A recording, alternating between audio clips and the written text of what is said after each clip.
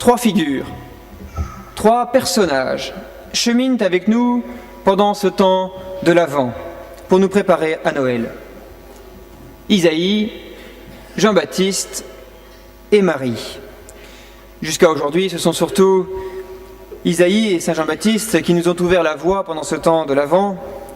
À partir de mercredi prochain, mercredi des 4 temps de l'Avent, nous verrons plus le personnage de la Sainte Vierge.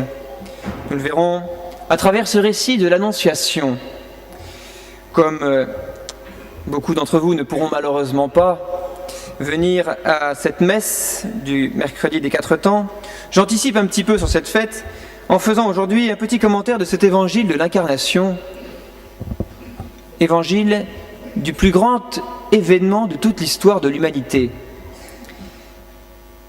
L'ange Gabriel a été envoyé à Daniel, premier ministre d'un roi, 500 ans auparavant, pour lui indiquer le temps précis de l'incarnation du Sauveur.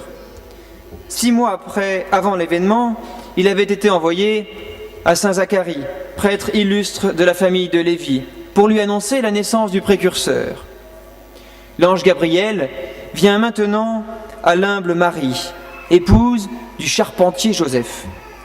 Il vient à elle pour lui annoncer la plus heureuse de toutes les nouvelles et solliciter d'elle le plus grand de tous les consentements.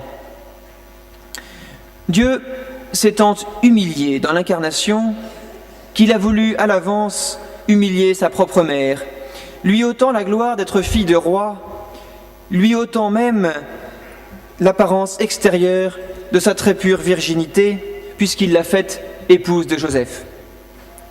Tout devait être humble, là où le roi des cieux a voulu tant s'humilier. Si donc nous voulons que Jésus vienne à nous, il nous faut nous aussi nous humilier, nous abaisser. L'ange Gabriel salue donc Marie, Ave, c'est-à-dire paix sur toi. Il a fait à Marie 3 compliments. Pleine de grâce, c'est-à-dire riche des dons de Dieu, chère à Dieu, chérie de Dieu, unie à Dieu par une grâce unique, abondante, surabondante, comme il convient à celle qui doit devenir la mère de son Fils unique. Le Seigneur est avec vous. Dieu est avec elle par une grâce qui remplit toute son âme.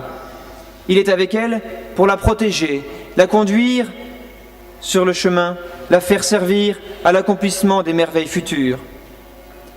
Vous êtes bénie entre toutes les femmes. Ève avait été grandement bénie, tout comme Sarah, tout comme Rachel, tout comme Élisabeth. Mais Marie l'est encore plus, car Marie est bénie et dans sa virginité et dans sa maternité. Voilà comment il nous faut redire avec l'ange Gabriel correctement le « Je vous salue Marie, pleine de grâce, le Seigneur est avec vous, vous êtes bénie entre toutes les femmes ». Et remarquez maintenant la réaction de Marie. À la voix de l'ange, Marie fut troublée. Il n'est pas dit qu'elle fut troublée à sa vue, à la vue de l'ange, mais à sa voix.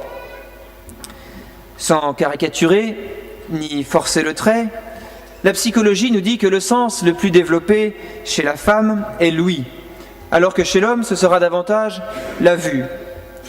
C'est sans doute aussi pour cela que l'ange Gabriel apparaît en songe à Joseph pour le rassurer ou le guider.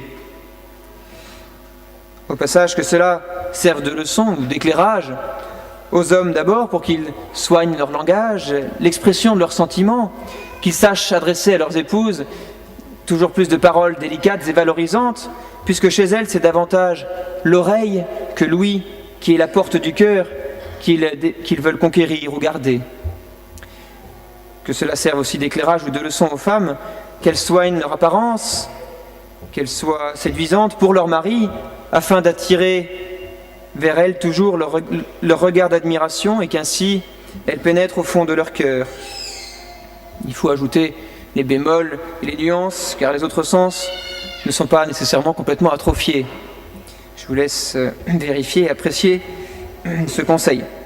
Bref, La Vierge Marie a été troublée à la voix de l'ange et non à sa vue. Il semblerait par là que Marie vivait dans une société sainte et presque habituelle avec les anges. Ils sont ici aussi. Un ange, un archange arrive, mais elle n'est pas troublée. Il parle et elle est troublée. Pourquoi donc ? C'est qu'au lieu de chanter Dieu seul, comme il convient à un ange de chanter la louange de Dieu, il semble ici ne chanter que Marie. Marie n'aimait pas à entendre ces louanges. En a-t-elle déjà entendu d'ailleurs ? Celle-ci, aujourd'hui, de la part de l'ange, lui paraît excessive. Et Marie se trouble. Là aussi, quelle leçon d'humilité ! Dieu lui envoie un ange parce qu'elle est humble. Dieu va l'exalter parce qu'elle a été toujours fidèle à ne vouloir de la gloire que pour Dieu. L'ange la rassure donc, ne craignez point, Marie. L'humilité, en effet, n'a rien à craindre, car elle trouve toujours la grâce de Dieu.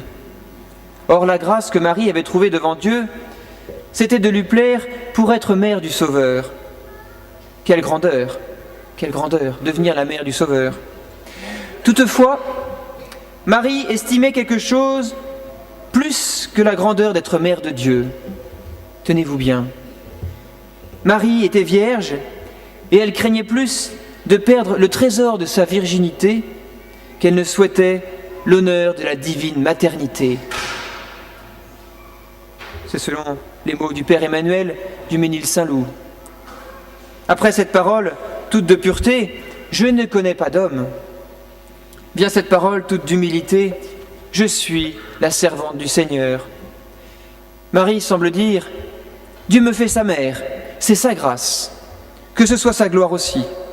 Moi de même, je ne suis rien. Par la nature qu'il m'a donnée, je suis sa servante, c'est tout ce que je trouve en moi.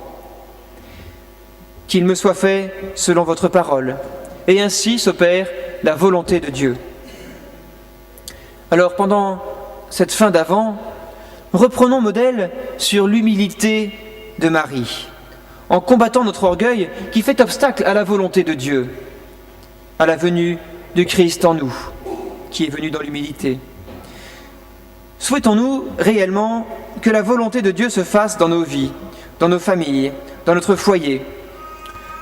Ou travaillons-nous plutôt à faire adopter, à faire passer, à faire valoir notre volonté, notre point de vue ?